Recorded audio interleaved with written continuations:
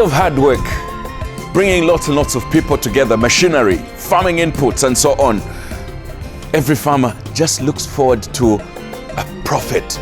But that profit is also determined by the price at which he's going to sell his produce. Now, the price itself has a process in which, it comes about professionally. And at the Food Reserve Agency, they have a way in how they come up with, the pricing of especially the grain. People think it's just the price, but there are a lot of factors that go into pricing. And we're looking at pricing on this particular edition of our Food Reserve. Hello and welcome. This program is brought to you by the Food Reserve Agency. My name is Alec Mugala. Don't go away.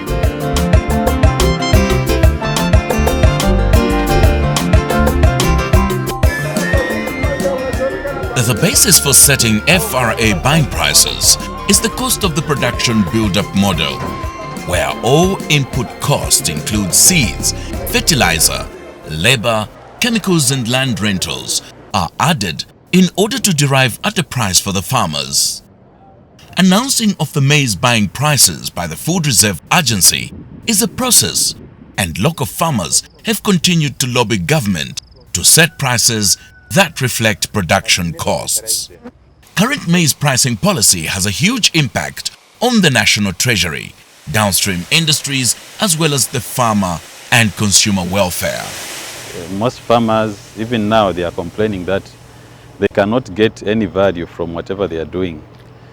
You hear complaints that they are spending a lot of money to buy fertilizer, to buy seed, and all the operations to cultivate the land, and at the end of the day, when they look at what they are getting out of it, they are thinking that they are not making anything. They've continued making losses.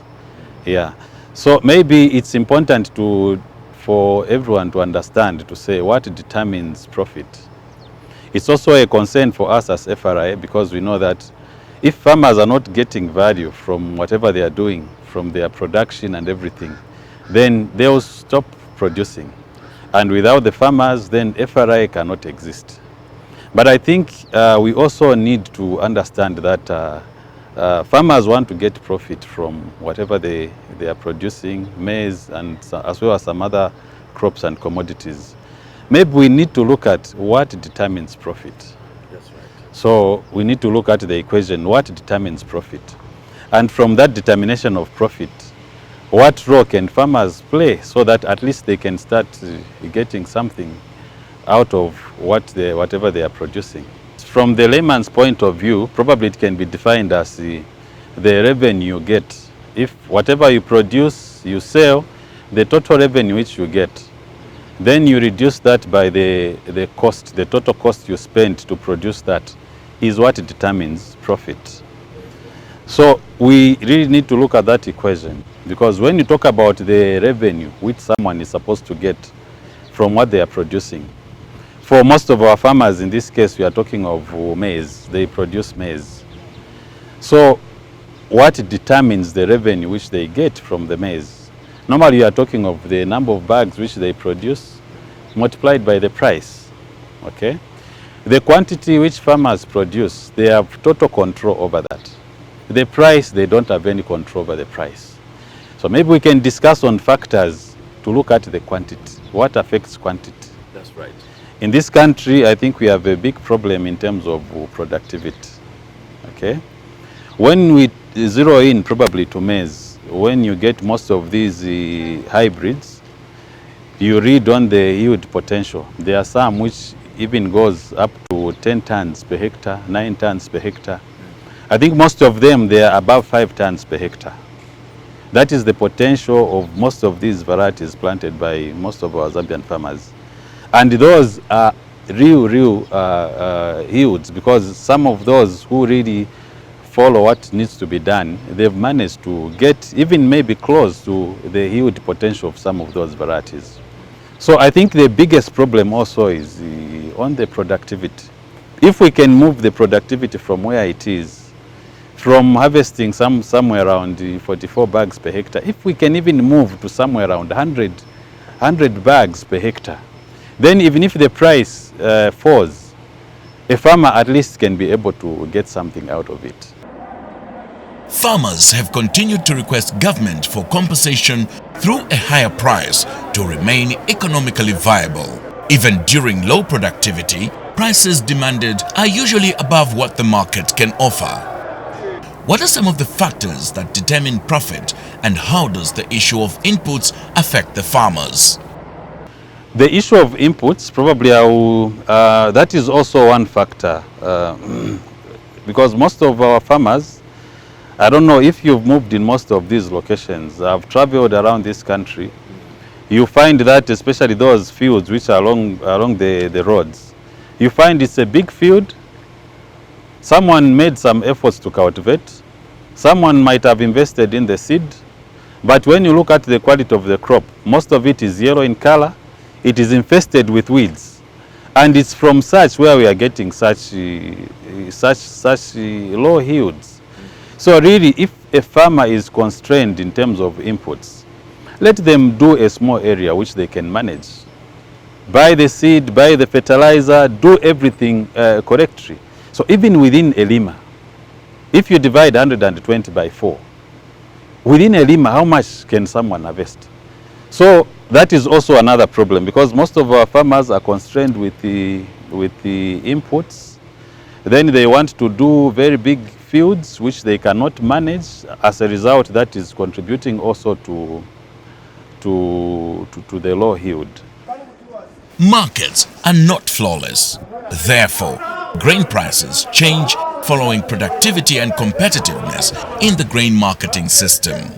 What is it that determines the pricing of agricultural produce, and how does FRA come in? Prices of most commodities, especially in a free market, in the liberalized market, are determined by the law of demand and supply. And most of the agricultural produce in Zambia are determined by the law of demand and supply. Most of our farmers where we get maize from, they don't just grow maize. Some of them are involved into tomato, they keep livestock, they grow vegetables and whatever. And they know, there are sometimes maybe these farmers produce tomato, they take to Soweto there or to Sokone on the Copper Belt. This time he can be lucky, he sells one box at 180 kwacha. The other time he goes to the same market, you'll find that the box has dropped this time around from 180 kwacha, probably even to 20 kwacha. And those fluctuations are there. They are determined by demand and supply, period. That's why in most of those markets, you find that there are some depots. If you check in those depots, you find that most of the time they are used to keep some of these commodities. They are used to keep beans, they are used to keep cassava, they are used to keep groundnuts. Because some of those traders who engage in some of these commodities, once they go to the market, probably they find that the prices are low and they can't realize anything from it. They will keep it in the depot, waiting for the supply to reduce during the lean period. That's when they will release this commodity on the market for them to make something out of it. So purely all those things are determined by demand and supply. So we don't know with maize how maybe they want maize prices to be fixed, because in this country, yeah, we have a liberalized market. So the law of demand and supply always is at play in determining these commodities. For the past 24 years, according to the crop forecast surveys conducted every year, the national average yield of maize per hectare is 34 bags. This is the case despite all maize varieties currently being sold in Zambia having yield potential ranging from 6 tons per hectare, 120 by 50 bags for early maturing varieties, to 15 tons per hectare, 300 by 50 kg bags for late maturing varieties. In 2016, national production was at 2,873,052 metric tons and FRA was buying at 85 kwacha. In 2017, national production was at 3,606,549 metric tons, highest production the country has ever produced, and FRA was buying at 60 kwacha. In 2018, national production was at 2,394,907 metric tons and FRA was buying at 70 kwacha. In 2019, national production was at 2,004,389 metric tons lowest maize production in the last 9 years, and FRA was buying at 110 kwacha. This is a clear indication that the lower the supply, the higher the offer price, and vice versa. Yeah, FRA in most of the time they try also to follow the market price. In this country there is no floor price, because the meaning of floor price, if I can explain, it needs to be supported with some legislation, meaning that if there is a floor price, anyone who buys a particular commodity below that established price, which is supported by regulations, then such a person is supposed to face some sanctions. What FRA gives at the beginning of each marketing season is just an FRA price, it's not the floor price. And we try by all means to be within the brackets of the available market prices. Many farmers are concerned about the pricing of grain. What can maize farmers learn for them to realize a profit in grain production? Is there any advice you can give to grain farmers? If we want to take agriculture as a business, we also need to look at the cost. There are a number of costs which are involved in the production of maize, starting from the sourcing various inputs, the seed, the fertilizer and all those, the cultivating itself, the weeding itself. If there can be ways of looking at all those issues. And mind you, us as FRA, we deal with the farmers who are able to sell something, because the minimum we get from a farmer is 10 bags. So we deal with farmers who are able to produce enough for themselves as well as have something for sale. So if anyone wants to grow something for sale, they want to get money, they want to get profit. Yes. They cannot ignore the issue of looking at the input side and see how they can minimize on the costs. The guiding factor should be the profit.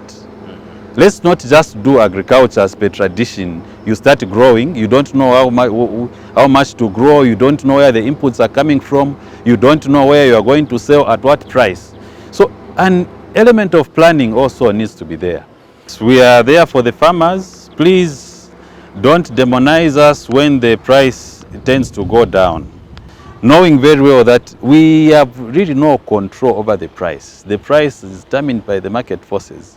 But also as farmers, let us do things which we have control on the how much we can harvest, how can we reduce the costs, maybe by looking at things which are more effective, so that at least even when the market determines a particular price, then it shouldn't affect us adversely. Prices of most products generally respond to quality, quantity and demand. The price of grain would determine the cost of mealie meal and has an impact on the livestock sector, as the staple crop remains a major input into the lives of many Zambians. The Food Reserve Agency will remain steadfast in its role of grain marketing in Zambia.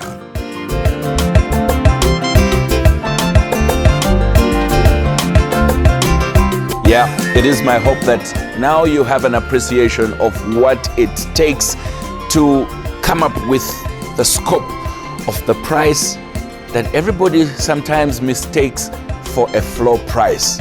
It is actually just the price that government puts across through the Food Reserve Agency. And this has been a program for today. We thank you so much for watching, and thanks to all those that have contributed to the content of this program.